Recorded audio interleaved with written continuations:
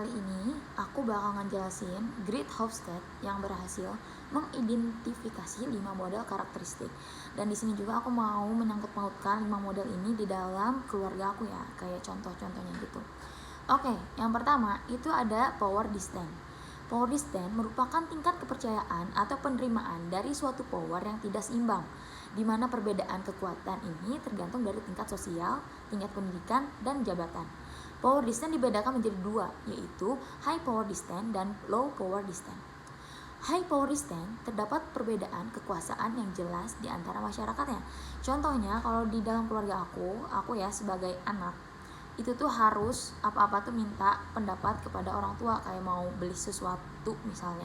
Kan aku juga belum punya penghasilan sendiri ya, jadi apa-apa tuh harus minta izin dulu, mah boleh gak sih beli ini, ya boleh gak sih beli ini gitu. Sedangkan orang tua itu gak perlu minta izin atau apapun itu kepada anaknya kalau mau beli sesuatu, secara itu hak mereka dan itu uang mereka. Oke. Untuk low power distance itu dimana kekuasaan lebih dibagikan secara merata. Misalnya kalau dalam keluarga aku ya, adanya sosialisasi antara orang tua dengan anak dan tidak memperlakukan anak semena-mena. Contohnya, jika ada masalah keluarga, orang tua aku tetap menerima masukan dari anaknya, menerima pendapat anaknya, dan tidak menganggap kalau aku dan adik-adik dan kakak aku itu sebagai anak kecil yang tidak mengerti urusan dewasa gitu. Kemudian yang kedua ada individualism versus kolektivisme.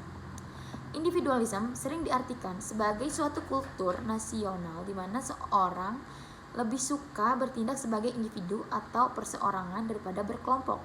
Budaya individualisme lebih menitik beratkan kepada inisiatif dan penerimaan. Orang-orang individualisme akan lebih tertarik pada sesuatu yang menantang. Hedonism, prestasi, kemajuan, self-direction, dan aktivitas diri yang maksimal. Selain itu, dalam berkomunikasi, orang-orang individualisme lebih dominan menyatakan pendapatnya secara langsung atau to the point dan eksplisit. Oke, di sini kalau dalam keluarga aku yang lebih individualisme atau yang lebih to the point itu tuh ayah aku. Kayak misalnya ya, kalau misalnya anak-anaknya berbuat kesalahan atau apapun itu tuh kalau ayahku tuh panggil langsung ngomelin gitu, to the point, dan itu emang benar nggak seujon gitu kan, itu tuh benar. Terus kalau misalnya ibu kan, kalau misalnya kayak ibu aku tuh kayak mama, itu tuh selalu kalau aku berbuat salah ya kayak diajak ngobrol dulu pelan-pelan dulu baru tuh to the point gitu. Nah terus untuk kolektivisme sendiri itu adalah menyatakan bahwa seseorang merupakan anggota bagian dari suatu kelompok, di mana kelompok itu akan melihat dirinya untuk loyalitas.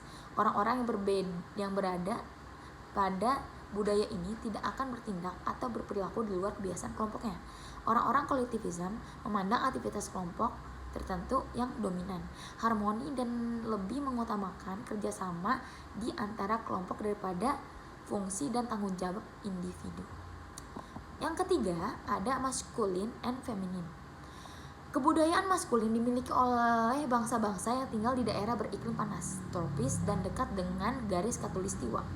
Kebudayaan maskulin menghargai nilai prestasi kerja dan ketegasan, sehingga budaya ini dianggap lebih sesuai dengan karakter laki-laki yang tegas, lebih berambisi, dan berani bersaing.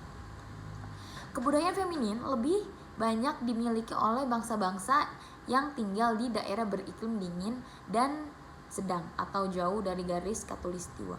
Kebudayaan feminin memiliki nilai penurut dan mendukung kehidupan sosial di mana lebih menghargai sesama dan simpati kepada orang yang berkekurangan. Kebudayaan ini sangat seimbang antara jenis kelamin dan menerima pola asuh antar perempuan dan laki-laki dan lebih fokus terhadap kualitas hidup. Kalau di keluarga aku sendiri itu tuh lebih dominan ke feminin ya.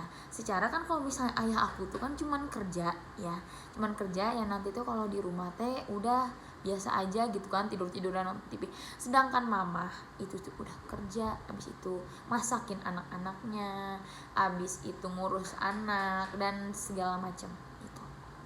Kemudian yang keempat, uncertainty avoidance merupakan tingkatan di mana individu dalam suatu negara lebih memilih situasi terstruktur dibandingkan tidak terstruktur.